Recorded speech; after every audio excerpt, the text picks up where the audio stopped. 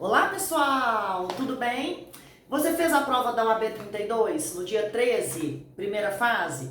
Então eu vou te convidar para ficar até o final desse vídeo comigo, porque eu vou corrigir agora as 11 questões de direito e processo do trabalho. Ao final eu vou tecer algumas considerações com vocês a respeito dessa prova. Vamos lá então? Vou fazer a prova branca, tá? Questão de número 70.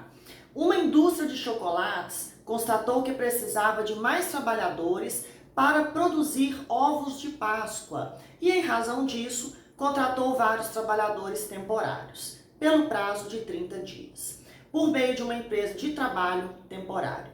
Maria era uma dessas trabalhadoras temporárias.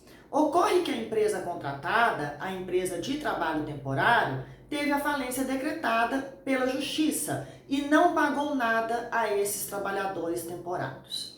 Maria procura você como advogado para saber se a indústria de chocolates, tomadora do serviço, teria algum tipo de responsabilidade. Sobre a hipótese, de acordo com a norma de regência, assinale a afirmativa correta. O que nós temos aqui, meus amigos? Nós temos uma questão embasada no artigo 16 da Lei 6.019 de 74, que é a lei que trata do trabalho temporário, tá? E aqui é o seguinte, normalmente, né, se não fosse a hipótese da falência, a empresa tomadora de serviços teria responsabilidade subsidiária. Mas o artigo 16 da Lei 6.019 de 74 diz que se a empresa de trabalho temporário decretar a falência, a empresa tomadora do serviço passa então a ter responsabilidade solidária pelos créditos de natureza trabalhista, pelos contratos de trabalho. Por esse motivo, na prova branca, a alternativa correta seria a letra A, que diz: a indústria de chocolates contratante terá responsabilidade solidária. Isso por conta da falência que foi decretada referente à empresa prestadora de serviços, a empresa de trabalho temporário. Questão de número 71. Luiz e Selma são casados e trabalham para o mesmo empregador. Ambos são teletrabalhadores, tendo o empregador montado um home office no apartamento do casal, de onde eles trabalham na recepção e no tratamento de dados informatizados. Para a impressão dos dados que serão objeto de análise, o casal necessitará de algumas resmas de papel, assim como de um toner para a impressora que utilizarão. Assinale a opção que indica quem deverá arcar com esses gastos de acordo com a CLT. Essa questão, gente, ela rendeu aí muita polêmica, né? Há pessoas aí que ainda defendem a anulação dessa questão, tá? Por quê? Apesar do risco, né, do negócio ser do empregador, nessa questão nós temos teletrabalhadores. E o artigo 75D da CLT, ele é muito claro, né, quando ele diz que o pagamento das despesas realizadas pelos teletrabalhadores deverão ser objeto de negociação e constar em um contrato escrito, tá? Então, nos termos do artigo 75D de dado da CLT, a resposta da questão 71 seria a letra C. A responsabilidade por esse gasto deverá ser prevista em contrato escrito. Algumas pessoas estão defendendo que a resposta poderia ser também a letra B, né? Que fala que a empresa deverá arcar com o gasto porque é seu o risco do negócio. Mas aqui, pessoal, está muito claro no enunciado da questão que o Luiz e a Selma são teletrabalhadores. Então, qual é a alternativa que melhor se encaixa? A alternativa que está na CLT e que trata especificamente dessa situação no teletrabalho, ok? Então, na prova branca, questão 71, a resposta correta seria a letra C. A responsabilidade por esse gasto deverá ser prevista em contrato escrito. Questão de número 72. Desde abril de 2019, Denilson é empregado em uma indústria de cosméticos com carteira profissional assinada. No último contra-cheque de Denilson, verifica-se o pagamento das seguintes parcelas: abono, prêmio, comissão e diária para viagem. Considerando essa situação, assinale a opção que indica a verba que, de acordo com a CLT, integra o salário e constitui a base de incidência de encargo trabalhista. Essa questão era a mais fácil da prova no meu ponto de vista, né? O que nós temos aqui? Nós temos a comissão como verba de natureza salarial, previsão do artigo 457, parágrafo 1º da CLT, e temos abono, prêmio e diária de viagem como parcelas de natureza indenizatória. Portanto, elas não integrarão o salário, a remuneração aí do Denilson, mas as comissões sim, porque todas as verbas de natureza salarial integram o salário para todos os efeitos. Resposta então da questão de número 72, letra C, comissão, né? Dentre essas 4 parcelas, será a única que irá integrar aí a remuneração, o salário do Denilson, tá bom? Questão de número 73. Regina foi admitida pela Sociedade Empresária Calçados Macios Limitada em abril de 2020 para exercer a função de estoquista. No processo de admissão, foi ofertado a Regina um plano de previdência privada, parcialmente patrocinado pelo empregador. Uma vez que as condições pareceram vantajosas, Regina aderiu formalmente ao plano em questão. No primeiro contra-cheque, Regina verificou que na parte de descontos havia subtrações a título de INSS e de previdência privada. Assinale a opção que indica, de acordo com a CLT, a natureza jurídica desses descontos. Bom, nós temos aqui 2 tipos de descontos diferentes. O desconto do INSS é um desconto previsto em lei, né? Lei 8.212 de 1991. Então, trata-se aí de um desconto legal, desconto previsto em lei. A previdência privada, ela é um desconto permitido desde que o empregado o autorize formalmente, que foi o que a Regina fez, né? Regina, então, assinou um contrato referente aí à sua adesão ao plano de previdência privada e, por esse motivo, tal desconto receberá o nome aí, de acordo com o que está na prova, de desconto contratual, tá? A súmula 342 do TST, ela traz essa possibilidade, né? Ela traz lá os descontos que poderão ser realizados com a autorização do empregado. Então, dentre eles está a previdência privada. Outros, né, que se incluem aí na súmula 342, os planos de saúde, os seguros, tá? Então, por esse motivo, na questão de número 73, a resposta seria a letra B. INSS é desconto legal e a previdência privada é desconto contratual. Essa questão é uma questão que se repetiu, né? Quando eu dou gabaritando trabalho, né? Aquele curso que eu faço lá uma semana antes da prova de resolução de questões, tinha uma questão exatamente igual a essa aqui, tá? Então, é uma questão que se repetiu aí nessa prova da OAB 32. Questão de número 74. Godofredo foi contratado como vendedor de automóveis usados pela Sociedade Empresária Carango de Ouro em julho de 2019.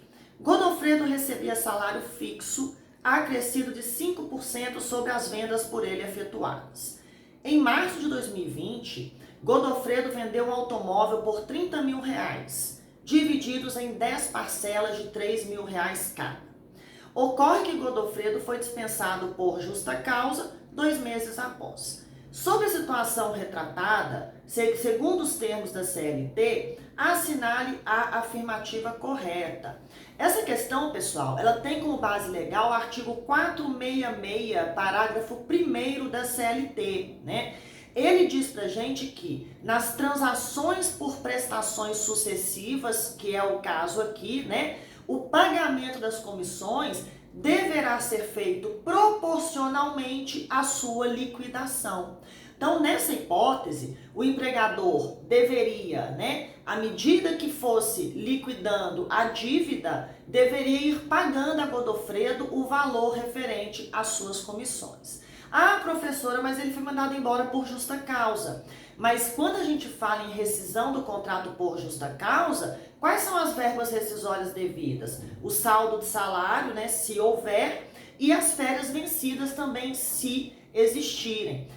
Comissão, meus amigos, é salário, né? Então, mesmo que a dispensa dele tenha se dado por justa causa, ele tem direito aí ao recebimento dessas comissões, tá? Então, por conta disso, na questão 74 da prova branca, a alternativa correta seria a letra C. O empregador poderá pagar a comissão ao empregado dispensado de acordo com a respectiva liquidação ao longo do tempo. Próxima questão, 75. Bruno era empregado em uma sociedade empresária na qual atuava como teleoperador de vendas online de livros e artigos religiosos, usando em sua estação de trabalho um computador e um headset.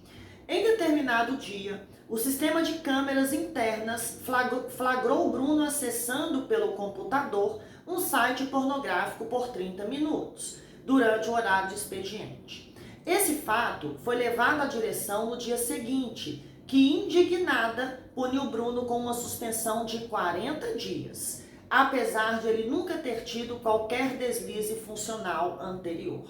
Diante da situação apresentada e dos termos da CLT, assinale a afirmativa correta.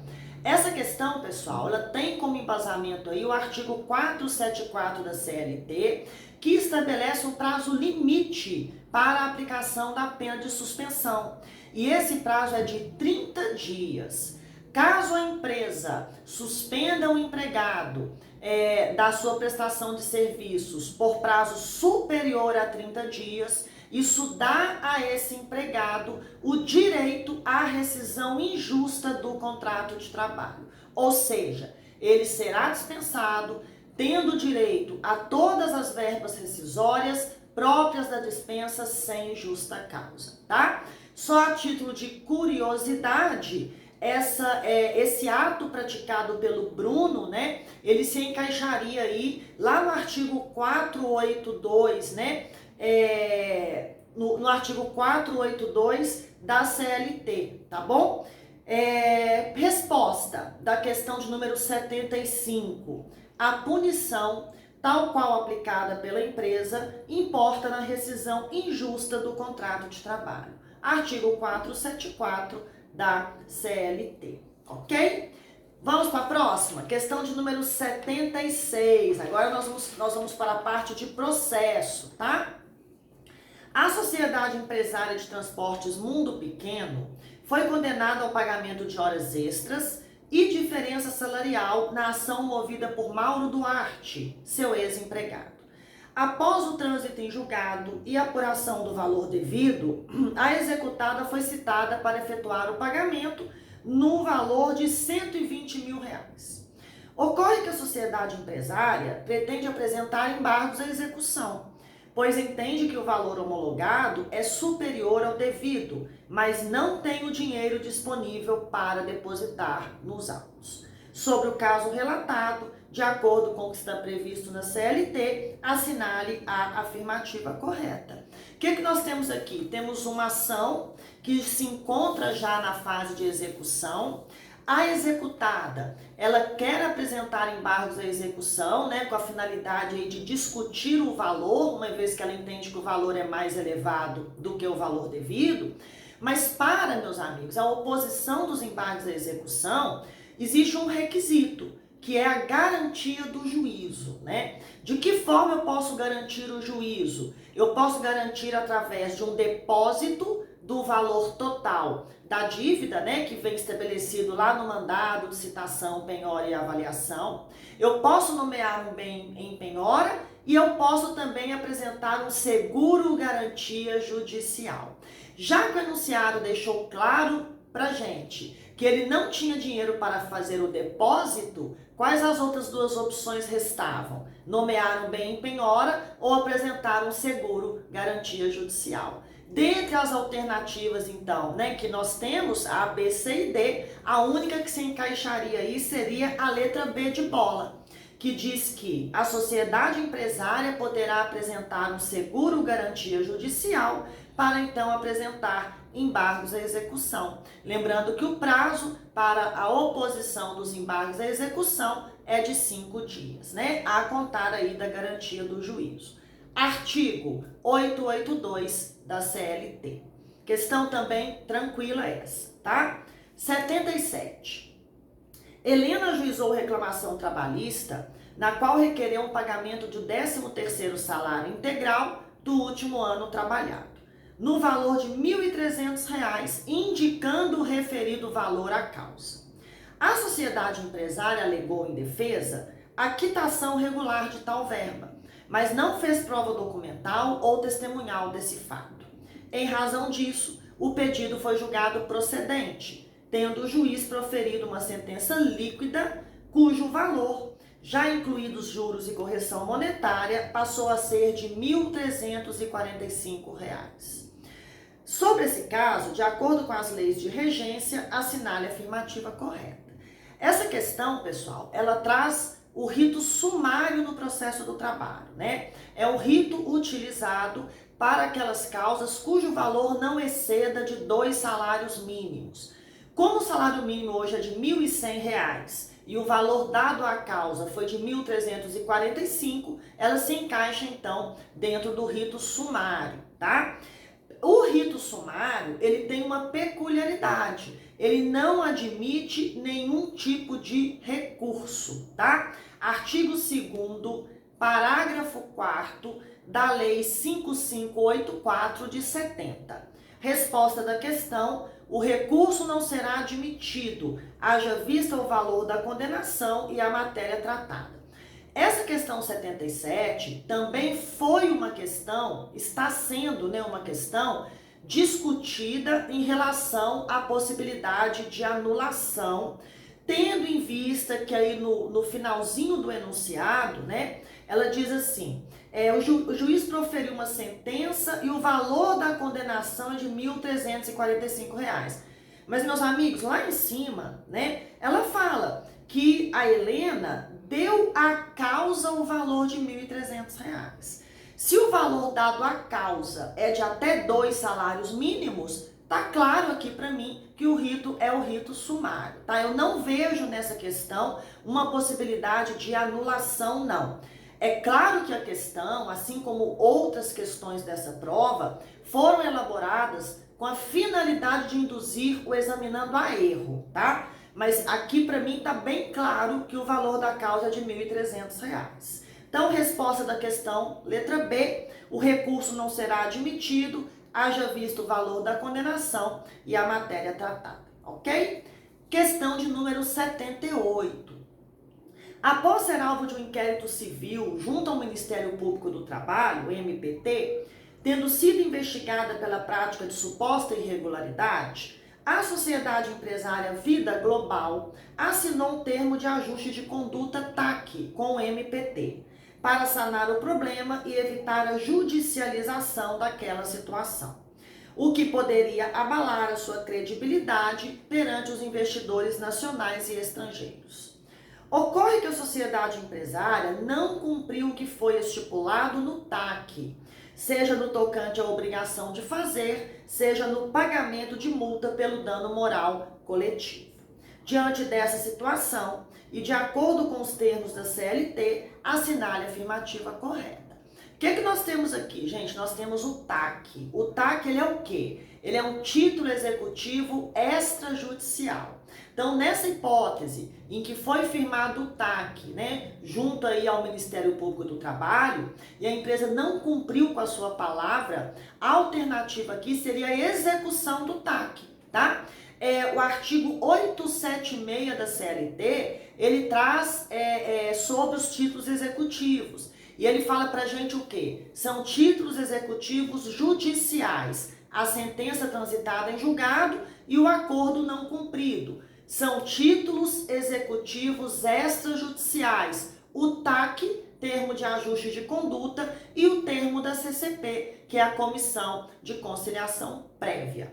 Então, nesse caso, restou ao Ministério Público do Trabalho ajuizar, né, uma ação de execução de título extrajudicial. Resposta da questão letra B. O MPT deverá ajuizar a execução de título extrajudicial. Artigo 876 da CLT.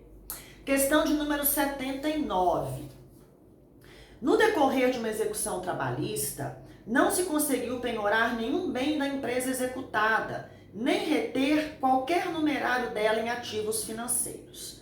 Então, o exequente instaurou um incidente de desconsideração de personalidade jurídica para direcionar a execução em face de um sócio.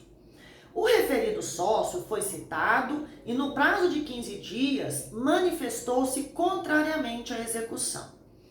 Submetida a manifestação ao contraditório e não havendo outras provas a produzir, o juiz julgou procedente o incidente e incluiu o sócio no polo passivo da execução na condição de executado, sendo então publicada essa decisão. Considerando a situação retratada e os ditames da CLT, assinale a afirmativa correta. Aqui, pessoal, essa questão, ela quer saber se esse sócio, né, que foi incluído aí no polo passivo da demanda, teria direito a recorrer dessa decisão, tá? Se esse processo estivesse ainda na fase de conhecimento, ele não teria o direito de recorrer, porque nós teríamos aí uma decisão interlocutória, tá? Mas, como o processo já se encontra na fase de execução, é possível sim que esse sócio recorra através do agravo de petição. Artigo 855-A, parágrafo 1º, inciso 2º da CLT, resposta da questão 79, prova branca, letra B de bola. O sócio em questão poderá recorrer da decisão independentemente da garantia do juízo. Última questão, questão de número 80. Melissa era uma empregada terceirizada do setor de limpeza que atuou durante todo o seu contrato em uma sociedade de economia mista federal, que era tomadora dos serviços contratante. Após ter sido dispensada e não ter recebido nem mesmo as verbas resilitórias, Melissa ajuizou reclamação trabalhista contra o ex-empregador e contra a Sociedade de Economia Mista Federal, requerendo desta a responsabilidade subsidiária por ser tomadora dos serviços. O volume dos pedidos de Melissa alcança o valor de R$17 mil. Considerando os fatos narrados, assinale a alternativa correta. Mais uma questão aí que trouxe a questão dos ritos, né? E aqui a gente vai trabalhar o rito sumaríssimo, que admite que o valor da causa seja de até 40 salários mínimos, tá? Essa questão também, gente, pegou muita gente aí no pulo, né? Pegou de surpresa. Por quê? Porque muitos consideraram a Sociedade de Economia Mista como sendo um ente público, né? E quando existe um ente público no polo passivo da demanda, independentemente do valor da causa, o rito será sempre o rito ordinário. Mas aqui não. Aqui é o rito sumaríssimo mesmo, tá? Então a resposta dessa questão seria a letra A. A ação tramitará pelo procedimento sumaríssimo, de modo que Melissa poderá conduzir no máximo 2 testemunhas. É a quantidade aí de testemunhas permitidas pelo rito sumaríssimo, tá? Tudo que diz respeito ao rito sumaríssimo você encontra na CLT a partir do artigo 852-A e seguintes, ok? Meus amigos, essa foi a prova da OAB 32, né? O que eu pude perceber? Veio uma prova diferente? Veio uma prova diferente. Veio uma prova com um nível alto, né? Veio uma prova fora dos padrões das provas anteriores. E todo mundo já está cansado de falar isso, né? Mas acende pra gente uma luz, né? Porque a gente sempre tem que tirar uma coisa positiva de tudo que acontece com a gente. Que luz é essa? Precisamos traçar novas estratégias para a prova da OAB 33. Se tudo correr bem, essa prova vai ocorrer no início do mês de outubro, tá? Nós estamos aí terminando o mês de junho, então temos julho, agosto e setembro, que não é muito tempo não, tá? Se a gente contar aí, são 3 meses e pouquinho. E o que eu posso dizer para vocês agora, nesse momento? É para começar a estudar, né? Você já descansou aí uma semana, já se refez do baque, né? Claro, se você não foi aprovado, tá? E agora é pegar firme de novo, tá? Com um estudo mais aprofundado, né? Com um estudo mais extensivo, para que você possa ter maior tranquilidade, maior confiança, segurança para fazer a sua prova. Meus amigos, tudo nessa vida muda, né? E a gente também vai mudar de acordo com o que está sendo apresentado pra gente agora, tá bom? Se você gostou desse vídeo, se você acha que esse vídeo vai ajudar algum amigo seu, compartilhe com ele, tá? E se quiser deixar qualquer recadinho pra mim, coloca aqui embaixo nos comentários que eu vou fazer questão de te responder. Um beijo da prof, até a próxima.